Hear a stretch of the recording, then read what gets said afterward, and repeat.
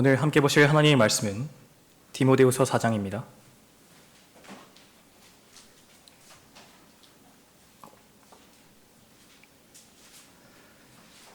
디모데후서 4장 16절부터 18절까지의 말씀입니다.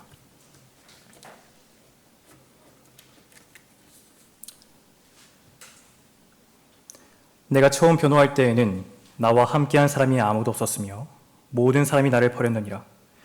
그러나 그것이 그들의 탓으로 돌아가지 않기를 바라노라. 그러나 주께서 내 곁에 서서 내게 힘을 주신 것은 나를 통하여 복음 전파가 온전히 수행되어 모든 이방인들로 그것을 들을 수 있게 하려 하심이며 또 내가 사자의 입에서 구출되었느니라. 주께서는 나를 모든 악한 일에서 구해내시고 그의 하늘나라에 이르기까지 나를 보호하시리니 영광이 그분께 영원 무궁토록 있기를 원하노라. 아멘. 오늘 이 말씀을 통해서 결코 혼자가 아니다 라는 제목으로 살펴보겠습니다.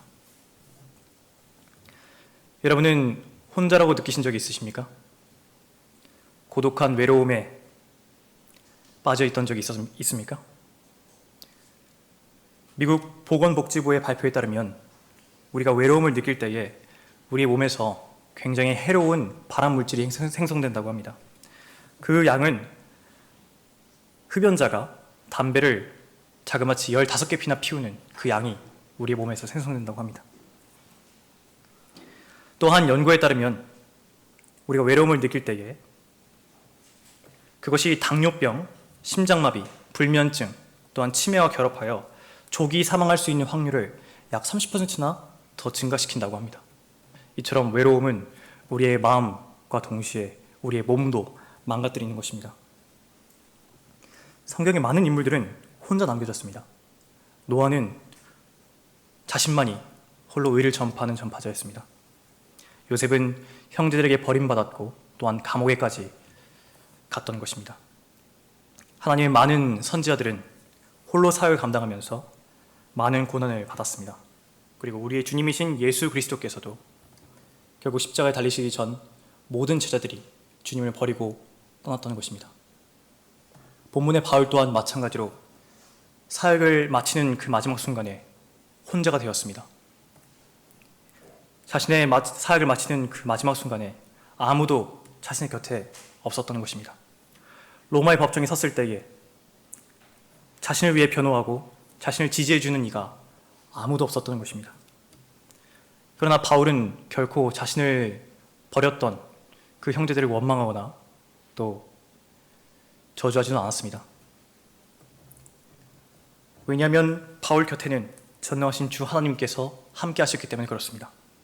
바울을 부르시고 바울을 변화시키시며 그에게 직분을 맡기시고 그 사역을 완수하기까지 바울 자신의 곁에서 함께 하신 분이 하나님이시라는 것을 바울은 알고 있었던 것입니다. 그리고 그분이 현재 가장 어려운 이 순간까지도 나와 함께 하시며 나를 하늘나라로 이르기까지 보호하실 것이라고 알고 있었기 때문에 바울은 두려워하거나 외로워하거나 요동치 않았다는 것입니다.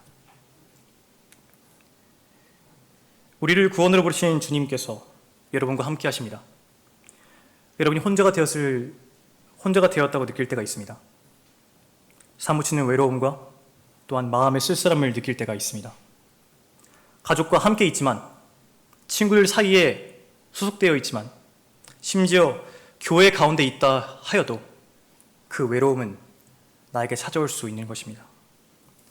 내가 혼자가 되어버렸다고 느낄 때에 반드시 기억하십시오. 여러분은 결코 혼자가 아닙니다. 주님께서 여러분과 함께 계시며 그분은 우리에게 다음과 같은 약속을 하십니다. 내가 너를 떠나지 아니하고 너를 버리지 아니하리라 라고 말씀하신 것입니다. 주님께서는 여러분과 늘 함께 하십니다. 나와 함께 하시는 주님께서는 나를 결코 혼자가 되지 않게 하십니다. 16절 보시겠습니다. 내가 처음 변호할 때에는 나와 함께한 사람이 아무도 없었으며 모든 사람이 나를 버렸느니라. 그러나 그것이 그들의 탓으로 돌아가지 않기를 바라노라. 본문의 사도 바울은 혼자 남겨져 있는 상황입니다.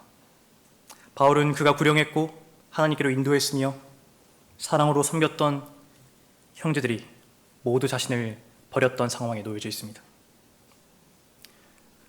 여러분은 이런 상황에 놓여졌다고 한다면 어떠시겠습니까?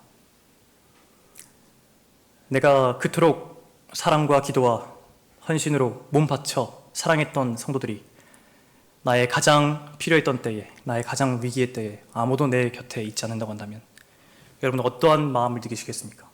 절망에 빠지지 않겠습니까? 처절한 사무치는 고독함에 빠지지 않겠습니까? 하지만 바울은 그렇지 않았습니다.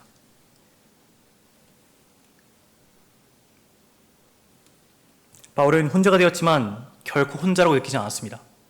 그 이유는 모두가 자신을 버렸다고 할지라도 자신에게는 자신 곁에 서서 힘을 주고 계시는 주님께서 함께하고 계셨기 때문에 그렇습니다. 바울은 그 사실을 확신하고 있었던 것입니다.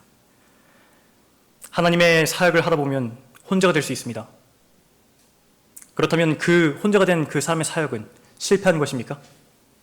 정녕 그는 혼자가 된 것입니까? 그렇지 않습니다. 모두가 자신을 버린다 하여도 주님께서는 마지막까지 그와 함께 하시는 것입니다.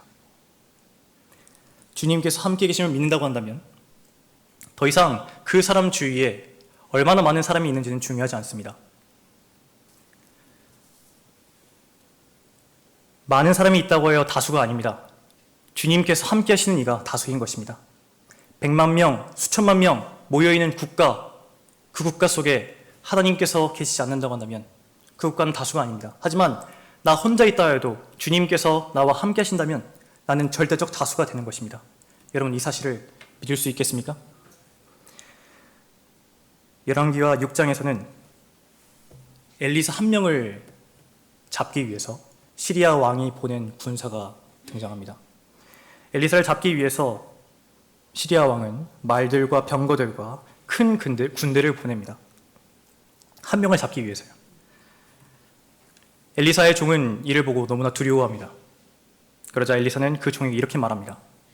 두려워 말라. 이는 우리와 함께하는 자들이 그들과 함께하는 자들보다 많기 때문이라 라고 말하면서 하나님께 그 종의 두 눈을 열어주시기를 기도합니다. 그 종의 눈이 열리자 그 종은 마침내 보게 됩니다. 엘리사 주위에서 온 산을 가득 채우는 말들과 불말들, 병거들을 보게 되는 것입니다. 엘리사가 두려워했겠습니까? 자신 한 명을 잡으러 오는 그 다수의 무리를 두려워했겠습니까? 그렇지 않았습니다. 왜냐하면 엘리사는 하나님께서 자신과 함께 계시며 자신을 보호하실 것이라는 절대적인 확신이 있었기 때문에 그렇습니다.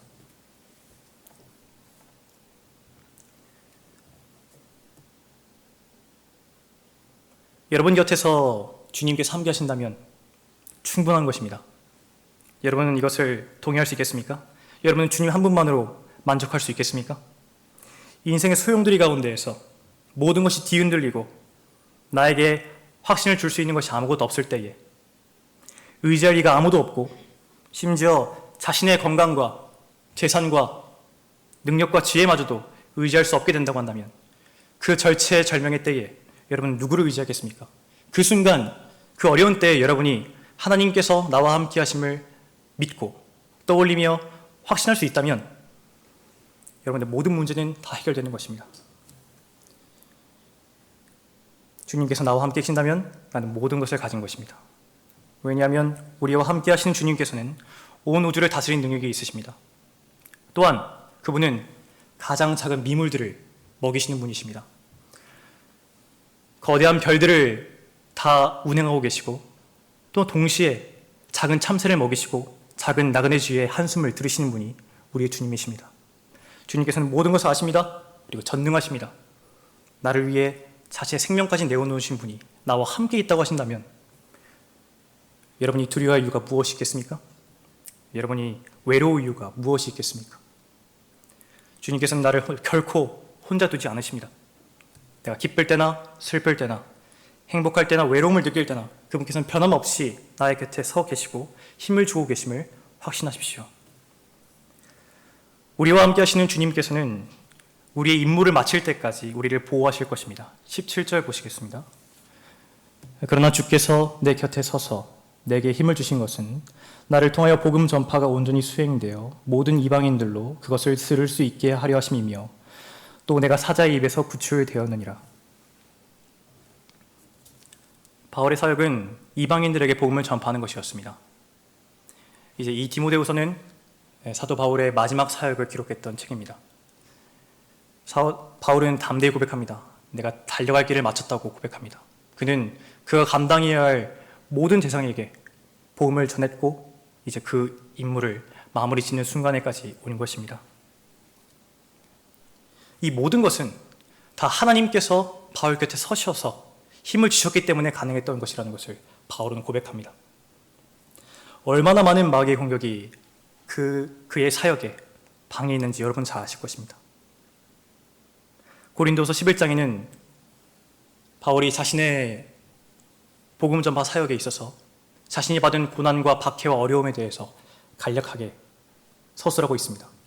잠시 제가 읽어보도록 하겠습니다. 그것은 매를 셀 수 없이 맞은 것, 빈번히 감옥에 갇힌 것, 여러분의 죽을 뻔의 고비, 그 죽을 고비는 이와 같습니다. 40에 하나 뺀 매를 5번 맞은 것, 3번 몽둥이로 맞은 것, 돌로 맞은 것, 3번의 파선, 바다에서의 죽을 고비, 강의 위험, 강도의 위험, 동족으로부터의 위험, 이방인들로부터의 위험, 성읍에서, 광야에서, 바다에서 거짓 형제들에게 그 모든 위험과 협박을 받은 것입니다.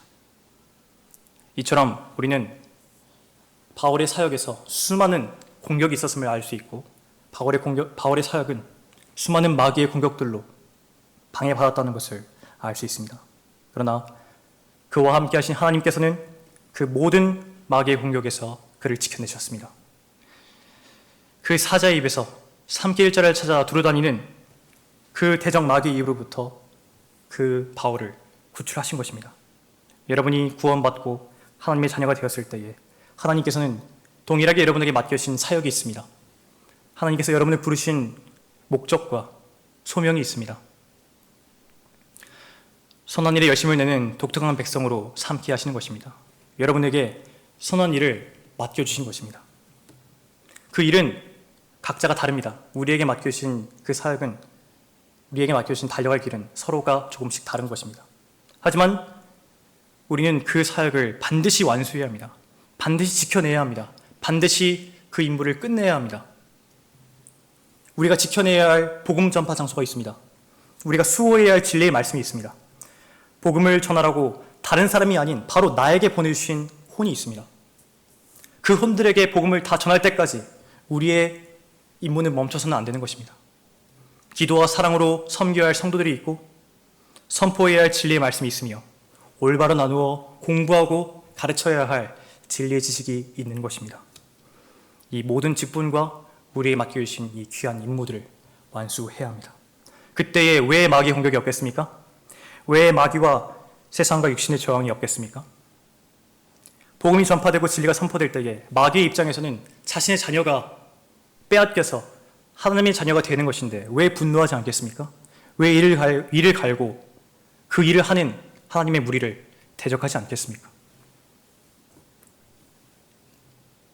이 마귀가 입을 달려들고 공격하려는 그 모든 공격에 바울이 보호받지 못했다고 한다면 바울은 진작 앞서 말했던 그 박해로 인해서 목숨을 잃어서 그의 사역을 완수하지 못했을 것입니다. 우리 또한 이 흉포한 사자의 입에서 구출되고 있습니다. 보호받고 있는 것입니다. 사악한 계략과 은밀하지만 치명적인 공격으로부터 우리를 지켜주고 계십니다. 하나님께서 우리를 지키지 않는다고 한다면 우리가 맡은 사역을 완수할 수 없음이 분명합니다. 우리와 함께 하시는 하나님께서는 전능하십니다. 그분의 허락하심 없이는 마귀는 여러분에게 손가락 하나도 건드릴 수 없음을 확신하십시오. 하나님께서는 우리가 감당하지 못할 시험을 주지 않으십니다. 마귀의 공격으로 인해서 내가 믿음을 완전히 잃어버리는 그러한 일을 허락하지 않으시는 것입니다. 그리고 시험과 고난이 찾아왔을 때에 피할 길을 마련하셔서 능히 감당케 하시는 분이 우리의 주님이십니다. 그리고 그 시험과 고난을 혼자 감당하라는 것이 아니라 주님께서 우리 곁에서 계시면서 친히 고난을 이겨낼 수 있는 힘과 용기를 주시는 것입니다.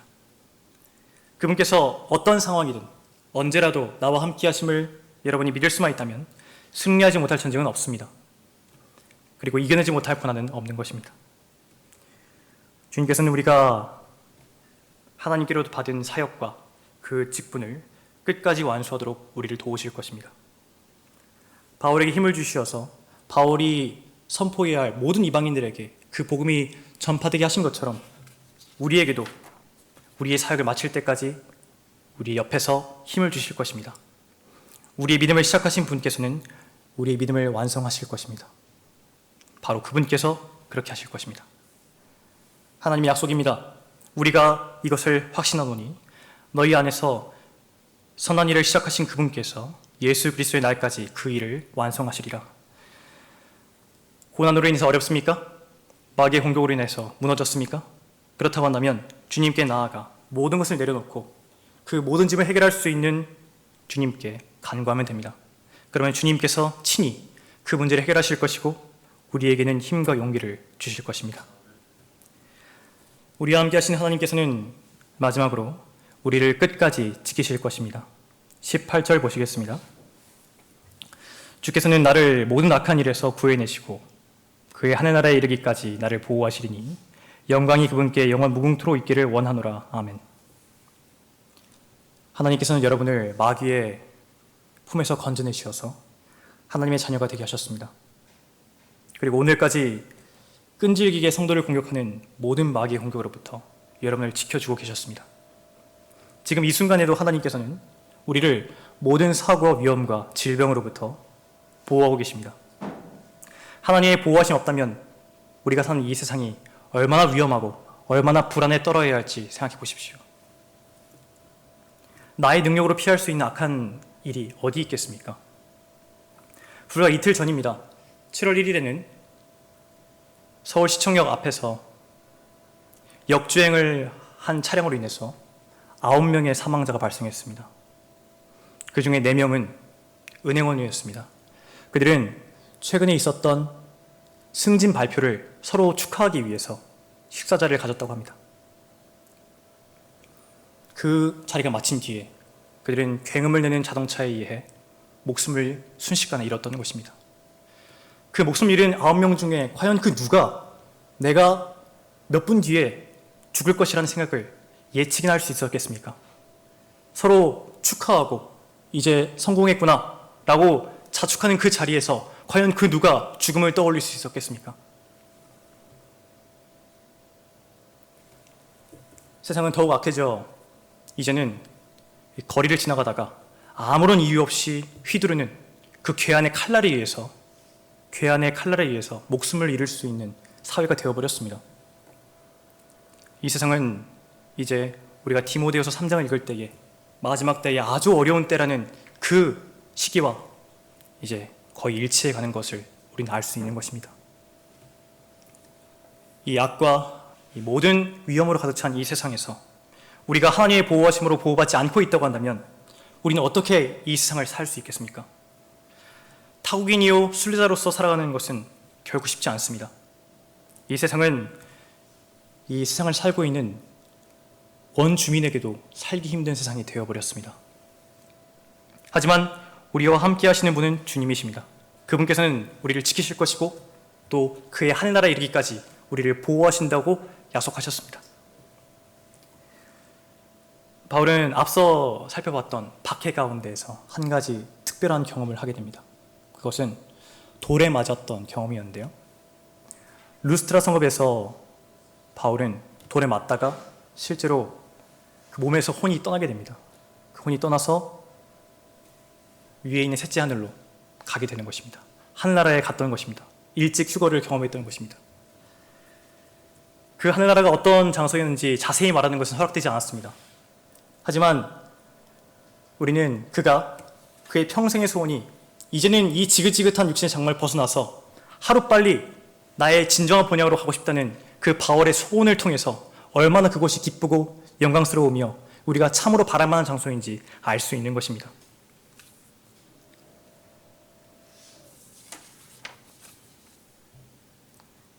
여러분이 사모하는 본향은 어디입니까? 이 세상입니까? 아니면 하늘나라입니까? 우리의 시민권은 하늘에 있습니다. 이 세상은 나의 집이 아닙니다. 내 집은 하늘에 있습니다.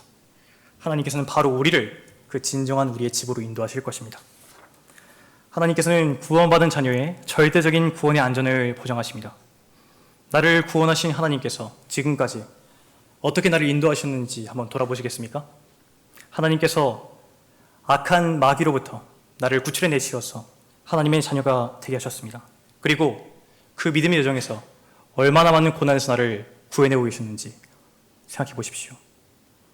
많은 위험과 고난과 어려움 속에서도 하나님께서 나를 구해내신 그 기도 응답들을 생각해 보십시오.